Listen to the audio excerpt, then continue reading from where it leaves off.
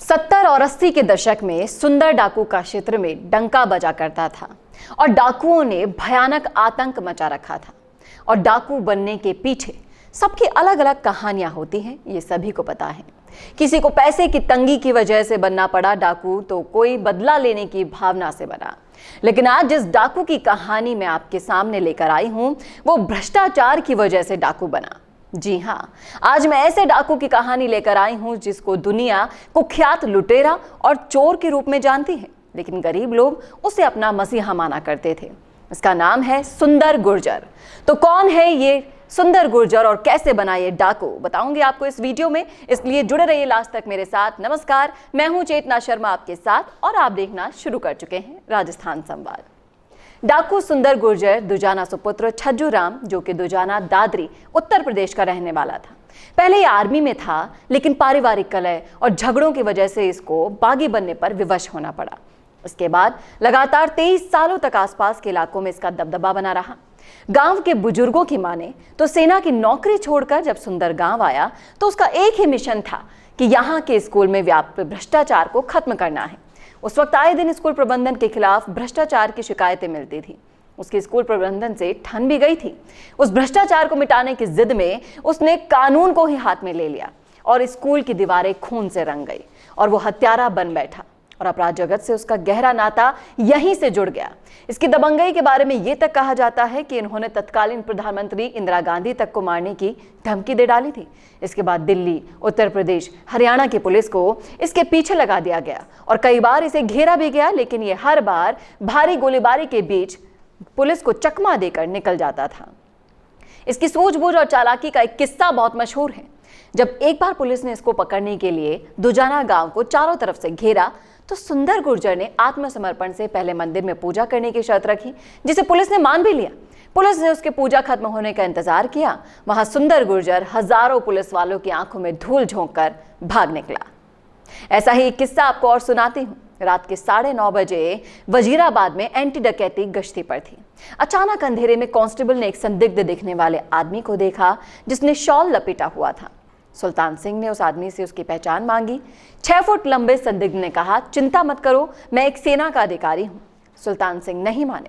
उन्होंने दोबारा पहचान पत्र मांगा। इस पर उस आदमी ने अपना हाथ अपने शॉल के नीचे ऐसे रखा जैसे कोई कार्ड निकाल रहा है, लेकिन आदमी ने एक रिवॉल्वर निकाला और सुल्तान सिंह के सीने में एक के बाद एक 5 गोलियां उतार दी और सुल्तान सिंह की मौके पर ही मौत हो गई। गश्ती दल के एक सदस्य ने जवाबी गोली चलाई, लेकिन अचानक से गली की रोशनी में वो आदमी और उसका साया दोनों गायब हो जाते हैं। सुंदर की व्यक्तिगत कहानी उस अमीर लड़के की है जो स्वेच्छाधारी रास्तों पर चला गया। यूपी के बुलंदशहर जिले में दुजाना गांव के एक समृद्ध मकान मालिक छज्जू राम का वो बेटा था। सुंदर का लालन पालन बहुत लाड प्यार से हुआ था और शर्मीला बच्चा हुआ करता था। गांव के स्कूल में ही उसकी प्रारंभिक शिक्षा हुई और पड़ोस के हाई स्कूल तक वो गया। इसके बाद गाजियाबाद महानगर में एक कॉलेज में दाखिला लिया। रिकॉर्ड के तथ्यों की बात करूं तो बड़े होते हुए सुंदर ने इस तरह के शुरुआती संकेत स्कूल के दिनों से दिखा दिए थे। कहा जाता है कि वो एक अपराधी रहा है जिसने स्थानीय घोंसियों के लिए अपनी लंबाई और वजन का पूरा फायदा उठाया। न केवल अपने साथी छात्रों के साथ वो झगड़ा किया करता था, बल्कि उसने अपने शिक्षकों तक को नहीं छोड़ा, उन्हें भी पीट डाला था। इसके बाद उसने सेना में भर्ती ली, लेकिन उसने अपने प्रशिक्षण के पूरा होने के कुछ महीनों के भीतर इस्तीफा दे दिया। अपने सेना प्रशिक्षण का लाभ उठाते हुए सुंदर ने एक छोटा सा गिरोह बनाया और लगभग 12 साल पहले अपना अभियान शुरू किया। अपने मूल बुलंदशहर और पड़ोसी जिले में उसने आतंकवाद फैलाया और गाजियाबाद और जल्दी ही पूरे पश्चिमी उत्तर प्रदेश में फैला दिया। पुलिस ने शुरुआत में सुंदर को पकड़ने की बहुत कोशिशें की, लेकिन हर बार असफल रही। यूपी पुलिस के साथ एक मुठभेड़ में उसने एक पुलिस जवान की हत्या भी कर दी थी, जिसके परिणाम स्वरूप उसके सिर पर 5,000 रुपए का इनाम भी रखा गया। और आखिरकार उसे 10 साल पहले हथियार और हथगोले के कब्जे के लिए सराय रोहिल्ला क्षेत्र से दिल्ली पुलिस ने गिरफ्तार किया। सजा पूरी करने से पहले उसे यूपी की हिरासत में स्थानांतरित भी कर दिया गया था।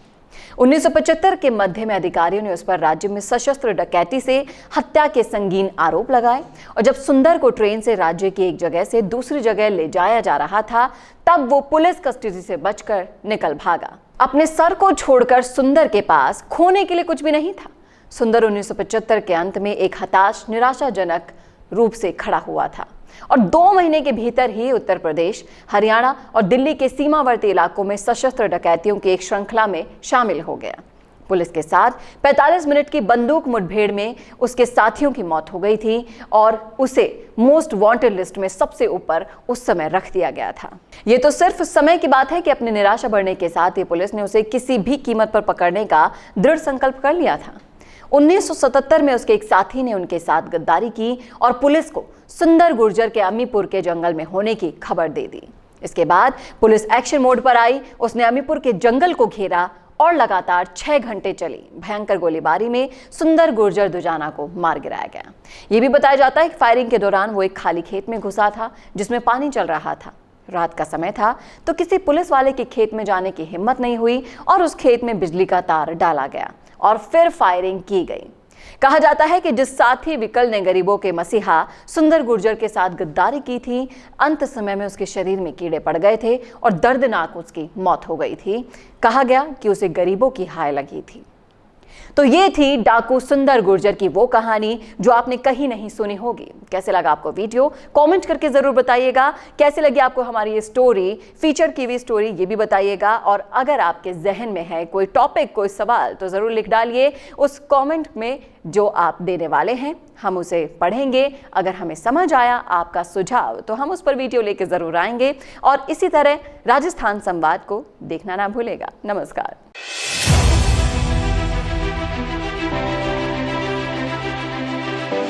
बात चाहे आपके इवेंट्स की, कवरेज की हो,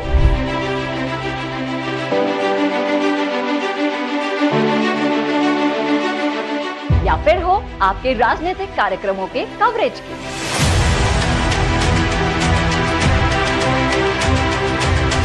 बात चाहे हो आपके बिजनेस की अद्भुत शूटिंग और रिपोर्टिंग करके उसे राजस्थान के करोड़ों लोगों तक दिखाने की,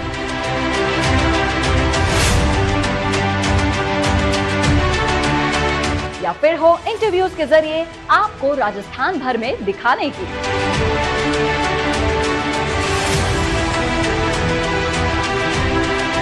या फिर अपने विज्ञापनों को हर खबर के बाद सबसे किफायती दामों में दिखाने की,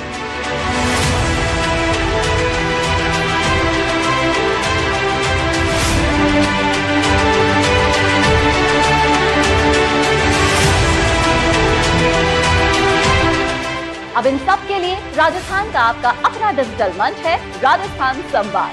जब सब देखते हैं डिजिटल पर तो कवरेज से लेकर विज्ञापन और कहीं क्यों? कॉन्टैक्ट कीजिए 9549700549 पर। किफायती काम, असरदार अंजाम, सिर्फ राजस्थान संवाद का याद रखिए नाम।